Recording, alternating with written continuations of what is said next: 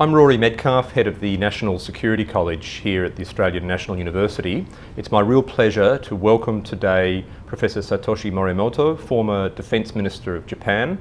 Professor Morimoto is one of the key speakers from Japan at a conference we're hosting here at the college today on the future of trilateral security relations involving the United States, Australia and Japan in the Indo-Pacific region. Now obviously with the uncertainties that the Trump administration brings to US policy settings in Asia and the world, plus of course the anxieties that many countries in Asia understandably hold about Chinese power and Chinese assertiveness in recent years, it's a really important time for US allies and partners to get together to talk about how to manage these uncertain and difficult times, and that's really the theme of our conference here today.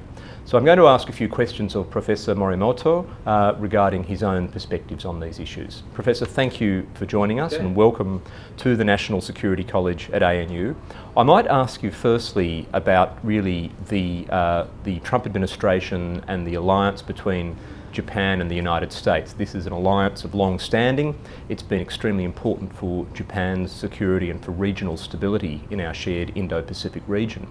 What's your view on how Japan is likely to approach the challenges and the uncertainties and maybe the opportunities that the Trump administration brings? Well, still, both countries share the common security concern in the Indo-Pacific regions. The most serious concern is China, especially Chinese advancement to the Blue Ocean, especially South China Sea, East China Sea, India Ocean as well. And this is most important security policy to meet and to react this kind of challenge at the present and the future associated with each other. And already Japan and the US has almost half century of very close security relationship between both countries.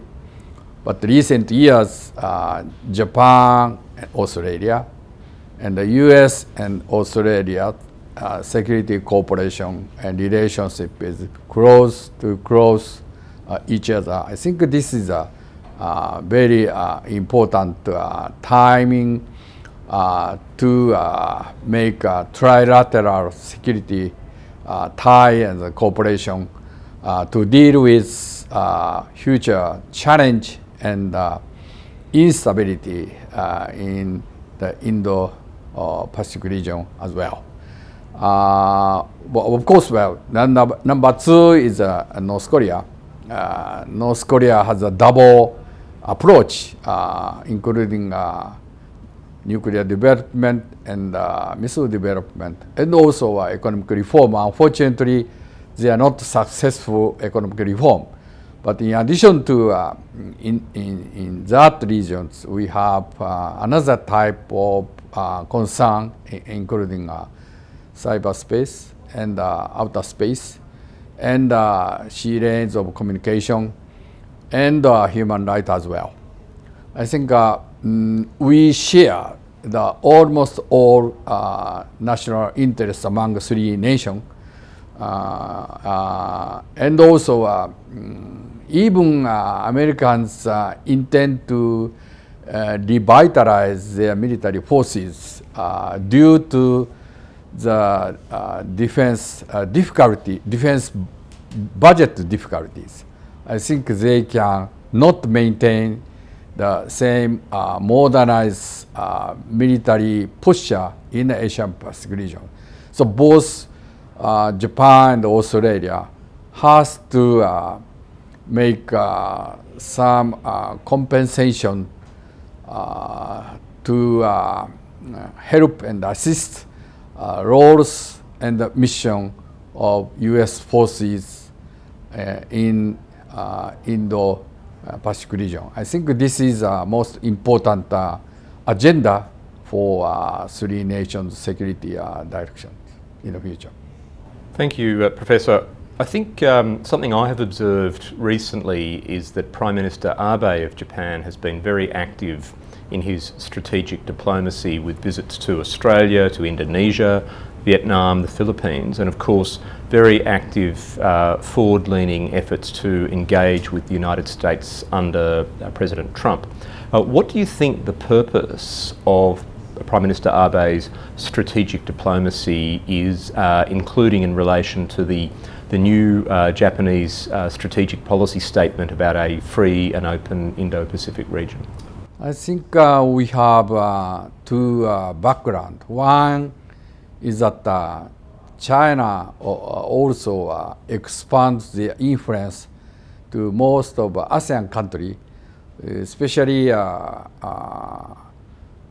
Cambodia, Laos, and recently Myanmar and Thailand. But we would like to the other ASEAN countries, especially Philippines, Vietnam, Indonesia, Malaysia, to our side. Our side means that Australia, US, and American side to share the similar national interest and economic prosperity and freedom of navigation in order to sustain the peace and stability and prosperity in the region. Our Prime Minister made a very energetic,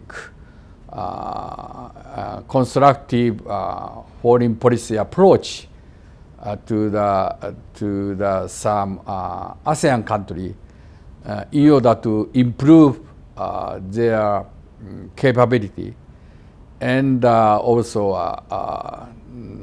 some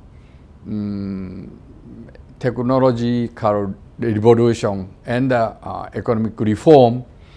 I think we share the most of national interests and values with these countries, and we increase exchange of personnel. And I think this is a very strong encouragement for our Prime Minister. Will make a very active role to encourage most of Asian countries to our side. That is the first one. The second is that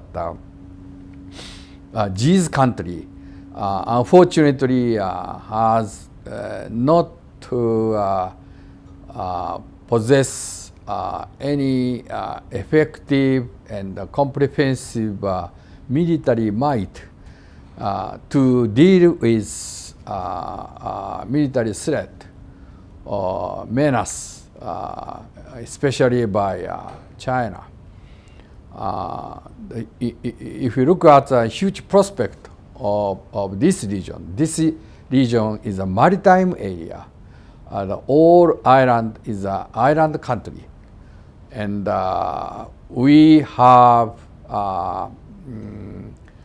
comprehensive approach to maintain safer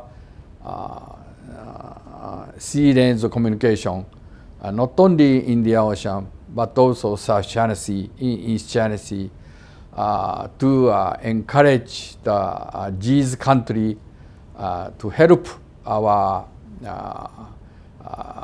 military or defense cooperation activity with us. I think this is not some sort of associated regional structure to meet Chinese threat, but I think as we close to these nations, in not only defense posture, as well as defense spending and also transfer of defense equipment. I think this is very helpful to jointly military maneuver and activity in the region. I think this is another motivation to make very active role to play. Thank you. I think my final question is really about the relationship between Japan and Australia, but also the potential to connect a Japan-Australia security relationship with other third countries, not only with the United States, where we have an established trilateral security mechanism, but also perhaps with countries like India or Southeast Asian countries. So I guess my question is, this is the 10th anniversary this year of the Australia-Japan Joint Security Declaration. What do you see as the opportunities to keep strengthening the Australia-Japan security relationship? And perhaps how can we link that to additional countries? Well, I think it is a little bit to say that premature, but as I said, the U.S.-Japan security relationship is one of the most successful security ties, not only Asian Pacific region, as well as in the international community. I think our relationship, especially Japan and Australia security relationship, is the next to U.S.-Japan security arrangement. If possible, we would like to make a broad sense of alliance relationship between Japan and Australia associated with each other to supplement U.S. roles and functioning in the Indo-Pacific region in the future. I think this is our common interest and values, and also this is the most important measure to sustain and maintain our peace and stability and prosperity in the region. For in this sense, so far we have many agenda between Japan and Australia, especially already we have AXA meeting or signed, but in addition to we have many agenda, new agreement to make more progressive bureaucratic procedure between both, especially the both country has to receive military forces in their soil, applied by a new agreement, which is correspondent to U.S.-Japan status agreement. Also, if we rent some facility in the Guam island, we have more close security ties among U.S., Japan, Australia. And also United States is thinking to transfer and deploy some U.S. Marine Corps to the South China Sea as a rotation for 3 months, twice in every year, beginning next year. Maybe U.S. Marine Corps stopover our Okinawa, Hawaii, and also Darwin in this country. And so we have to help and assist U.S. military presence in the Asian Pacific regions. And I think this is the most important deterrence capability be reinforced.